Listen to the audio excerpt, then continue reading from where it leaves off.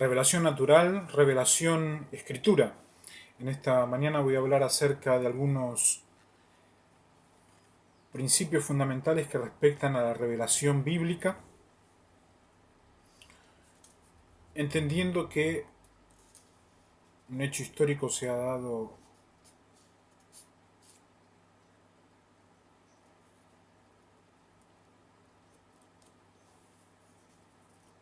en estos lugares, poscombates. Los Estados Unidos de América no encontraban solución. El espiritismo lo embargaba todo y parecería que la noche se hacía oscura para todos y llegaron desde allí a revelación natural. Revelación natural significa que el Padre es el dueño de toda la naturaleza, que el Hijo es el líder de la biología humana y que el Espíritu Santo sigue siendo el espíritu legal para todo el continente, inclusive para todo otro continente que así lo desee. Pero ¿qué es la revelación en el contexto del Nuevo Testamento? ¿Y cómo poder relacionar el Nuevo Testamento con la revelación natural? Entendiendo de que el Padre, uno de los propósitos del Padre es la valoración de los recursos en el contexto de las manos del ser humano en la administración de los recursos, sin dejar en ningún momento el Nuevo Testamento como una guía no de fariseos, sino una guía para el ser humano. Resulta ser que hay algunos que dicen que Jesús pasaron más de 2000 años, tuvo más de 2000 combates y quedó muy demacrado, quedó muy una imagen obsoleta, dicen. No hay lugar para ello. La imagen de Jesús, la biología de Jesús, los años de combate que han pasado con respecto a Jesús no modifican la palabra. El problema que hay en todos los sistemas teológicos reales son sistemas donde quieren administrar la palabra, si sean sectas, por medio de señales o diferentes iglesias, que destruyen o obstruyen el pensamiento y la palabra. Y eso hace que la imagen de Jesús se vea deteriorada. No obstante, el Padre ve a la naturaleza perfecta y esa naturaleza, ese canon natural, debe ser administrado por las personas y los contravencionales deben ir practicando, ponerse a disposición de la voluntad humana con propósitos de establecer los sistemas y estabilizar los sistemas para no sufrir desde misiles ayer a la mañana imposible de poder pararlos o hasta ómnibus por las madrugadas que aparecen, y eso hace que se crea desde el cielo, dicen, eso es algo que tienen que manejar ustedes desde el medio ambiente, entendiendo que en el universo no hay mucha vida. El Nuevo Testamento nos habla de Cristo y los apóstoles como órganos de la nueva revelación. Esos órganos se están refiriendo a los órganos humanos. Lamentablemente se ha encontrado de que Tomás no había nacido, de que Judas había muerto, de que Pedro tenía órganos falsos. Y eso hace de que el hombre y la mujer que abordan la revelación bíblica del Nuevo Testamento se ven obligados a sentir e imaginar la palabra para poder ser humano completo.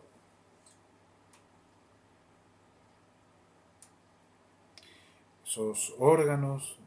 la nueva revelación correspondiente a Moisés también y los profetas en el Antiguo Testamento, son el cumplimiento de la escatología del pacto veterotestamentario que se da en el reino de Cristo y en la esperanza de cristiana En la esperanza cristiana, según el Testamento, para los que han llevado teología, el Dios único del Antiguo Testamento se revela como trino por la venida de Cristo primero y del Espíritu luego, y por la revelación del propósito redentor divino, como algo por el cual las tres personas de la deidad obran en conjunto, según Efesios el capítulo 1 y el versículo 13 y 14. Por estas latitudes podemos ver que la revelación ha quedado, la palabra de Dios ha quedado legal, la revelación del Nuevo Testamento, pero el Padre en su misericordia no se retira y cada mañana recuerda que hace salir el sol y que los pájaros siguen diciendo de que hay vida en el planeta, que el sol está deteriorado, pero que es posible restaurarlo con el tiempo. Y eso hace que, que el Padre sea el resumen de la divinidad. Nunca el Padre humano puede estar a la altura de la creación del mundo. ¿Qué es lo que hace el sistema papal? Desgarra al padre biológico paternal, separa, tortura, y a partir de allí es que va dando a los sistemas digitales, un poco de ilusión a los sistemas futbolísticos, un poco de ilusión a los contraversionales que no tienen papá, y es como que les va tirando un poco de padre a cada uno. Tanto así que fue que América hemos perdido la intervención directa de Jesús que se recupera, tengo entendido, según los astronautas, en materia biológica, pero que el Padre sigue siendo fiel como revelación natural, pero también como una revelación de la vislumbre del Padre a través de Jesús, que eso se encuentra en la palabra de Dios, en los evangelios. La revelación de Dios en Cristo, según el Nuevo Testamento, proclama que Dios en estos posteriores días nos ha hablado por el Hijo, según Hebreos el capítulo 1 y el versículo 15. Esta es la revelación culminante y final de Dios, sus últimas palabras, su última palabra al hombre. La revelación culminante y final de Dios encontramos principalmente en los evangelios. Por medio de sus palabras y sus obras y por medio del carácter total de su vida y su ministerio, Jesucristo reveló perfectamente a Dios, según Juan 1 y 18 y 14, 7 al 11. Su vida personal fue una revelación perfecta del carácter de Dios porque el Hijo es la imagen de Dios. Según 2 Corintios, el capítulo 4 y el versículo 4, y Colosenses 1 al 15 y Hebreos 1 al 3, y allí es donde tenemos muchísimos problemas. Tomás se personificó de un rubio perfecto, Gabriel era un ángel perfecto, se personificó también a través de diferentes Tomases, y allí encontramos que hay un montón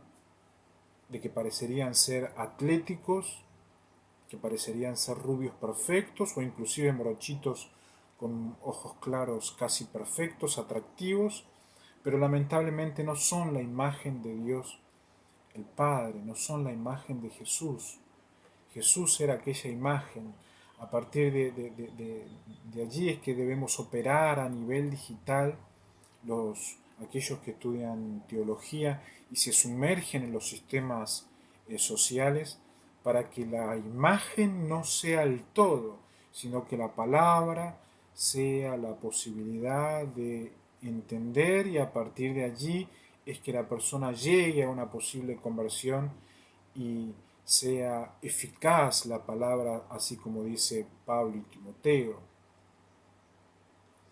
Sus logos, la palabra, considerada como expresión de su pensamiento, según Juan el capítulo 1, en el cual, como encarnado, habitó en toda la plenitud de la divinidad, dice Colosenses, el capítulo 1 y 19, y el capítulo 2 y el versículo 19. La plenitud de Jesús estuvo entre nosotros y esa plenitud debe ser la tabla de medida en los sistemas informáticos. Quiere decir que podrán ver en los monitores, inclusive en los televisores, una imagen perfecta de diferentes tipos de contravencionales, que parecería ser todo perfecto, pero es donde hay que evaluar adentro qué es lo que sucede a nivel convencional, atómico y energético los seres humanos para poder no engañar primeramente a el individuo y en segundo lugar a quien recibe la imagen. Momentos muy pero muy difíciles donde son demasiadas las plataformas, por así decirlo, informáticas, tecnológicas, y donde hay que hacer justicia a nivel digital y donde los humanos tienen prioridad, pero a la vez los humanos deben liderar la rectoría en todo aspecto de la digitalidad. Jesús fue la plenitud, Jesús no fue la mitad, Jesús no fue medio órgano, no fue división, no fue órgano verdadero y a la vez órgano trucho, no fue personificado, diseñado, dice personificado, dice diversificado, no, fue la plenitud del hombre, el segundo Adán. Y todo aquel que se siente capacitado para poder promover el derecho del hombre biológico viviente y a la vez aplicado a la hembra mujer, debe hacerlo basado en Cristo, entendiendo que el Padre, en su gracia y en su misericordia, da una naturaleza maravillosa para que los hombres primeramente puedan gozar al lado de sus hijos, en relación con los hijos y las hijas. Jesús en su obra mesiánica reveló perfectamente los propósitos salvíficos de Dios, porque Cristo es sabiduría de Dios, dice Colosenses el capítulo 1 y 24, por el cual como mediador, según 1 de Timoteo el capítulo 2 y 5, se llevan a cabo todos los propósitos salvíficos de Dios y se puede encontrar toda la sabiduría que el hombre necesita para la salvación, según Colosenses el capítulo 2 y el versículo 3, y 1 de Corintios el capítulo 1 y el versículo 30. La revelación del Padre por el Hijo, a quien los judíos condenaron como impostor y blasfemo por declararse Hijo de Dios, es uno de los temas principales en el libro de Juan. Aquí en América creo que no hay ningún problema después de todo lo que ha sucedido en considerar a Jesús como el Hijo de Dios, el Hijo de Dios verdadero. Intentaron electrocutar a Jesús, encontraron conexiones en la electricidad de mi padre y en esa misma electricidad mandaban shock eléctrico a mi persona, donde ese cortocircuito hacía interconexión con el cielo y de esa manera iban desequilibrando la estructura de Jesús y iban eh, practicando pecados escondidos, donde cuando eran descubiertos las sectas y las iglesias babilónicas, inmediatamente iban a Raúl y venían a Independiente a decir de que era el diablo, de que lo vimos con la remera, de que se puso la remera en la luna de miel, etcétera, etcétera, etcétera. Bien por esa institución que ha quemado todas las banderas, tengo entendido, y todo lo que sean diablos, demonios y todas estas estandartes que no tienen nada que ver con lo que enseña la revelación divina y natural en el contexto del Hijo de Dios, la creencia cristológica del Hijo de Dios. Hay una revelación que es la revelación del plan de Dios mediante Cristo, y es la que se desplaya más en el contexto de la revelación de Dios en Cristo y Cristo como Hijo de Dios, el plan de Dios mediante Cristo. Pablo declara que el misterio o el secreto de la buena voluntad de Dios para la salvación de la Iglesia y la restauración del cosmos por medio de Cristo ha sido revelada, luego de haber sido mantenida oculta hasta el momento de la encarnación. Muchísimos y muchísimos años el universo se quedó sin revelación, o sea, el hombre se fue deshaciendo. Pero hace 2000 años, no hace mucho tiempo, hubo la mayor revelación que pudo llegar a haber habido. Jesús se hizo hombre y esa revelación que fue revelada por el Padre fue el comienzo de la nunca terminación de que el hombre debe vivir para mantenerse a la altura de las circunstancias. así como algunos investigadores dicen de que Francia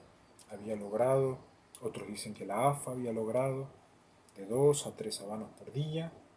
con propósitos de matar al hombre, y si llegaban a la final el hombre no iba a tener biología para que las señales puedan dar un equilibrio y de esa manera decir cuál es el grado de biología en América y en el mundo. Y finalmente hubo un balance donde la selección convencional pudo triunfar sobre la selección convencional de Francia por encontrar en la persona de Pablo Sebastián Brachetti naturalidad. No para jactarme, sino para incentivar a todos los humanos a mantenerse a la altura de lo natural, para que no reciban misiles, para que no tengan que estar en lugares donde hay que fumar a los demonios, para que no seamos un tropiezo para los jóvenes y para que podamos estar en el contexto de la palabra de los evangelios a la altura de la revelación divina. Algo que el cielo hizo hace 2000 años al vaciarse y dar una nueva chance biológica para que nunca más cese la biología en el planeta. Pablo muestra que esta revelación elimina la antigua pared divisoria entre el judío y el gentil. No es posible hacer política de gen, política de divisiones, política de casi humano, política. Es necesario que busquemos hombres que estén en la punta de la pirámide no fraudal. Hombres gentiles, hombres que crean en la plenitud de la palabra hebrea, hombres que se llegue a un mundial y no se tenga que pagar por derecho penal, donde los jugadores dicen no hay ningún dirigente del fútbol honesto, te tuvimos que secuestrar, arquero, porque si no nos roban todo el dinero. Es necesario tener hombres en la punta de la pirámide para a partir de allí poder ayudar de manera plena en todo índole del poder basados en la revelación divina y en la revelación natural. De forma semejante, el escritor a la carta de Hebreos muestra la forma en que anula el antiguo culto judaico sacerdotal y los sacrificios mencionados en el capítulo 7 al 10 del libro de Hebreos. No hay razón alguna para sacrificar niños, primeramente humanos, y a partir de ese ejemplo perfecto, aplicado a toda especie contravencional. Quiere decir de que el ser humano, si se mantiene junto a los hijos, el contravencional que apareció no por voluntad, pero que engendró, tiene derecho por ley a estar al lado de los hijos, o ver a sus hijos, o comunicarse con sus hijos. Todo tipo de intromisión destruye la revelación, y es eso lo que no podemos permitir. Lo que el cielo teocrático pide es la valoración constante de la naturaleza, los recursos y la sujeción de la biología de Jesús como líder de la biología a través de la palabra, no de la dependencia de un siervo, de un teólogo, de un soldado del lado de Jesús, un Shebaot del lado de la teocracia, sino un montón de hombres que puedan permanecer del lado de la revelación natural, que fue voluntad del cielo, y del lado de la revelación cristológica, que fue como Jesús lo demostró, como el cielo lo demostró, como el Espíritu Santo lo demostró, y de esa manera poder seguir manteniendo sistemas en todo índole de la sociedad donde se pueda glorificar a Dios y a los hombres.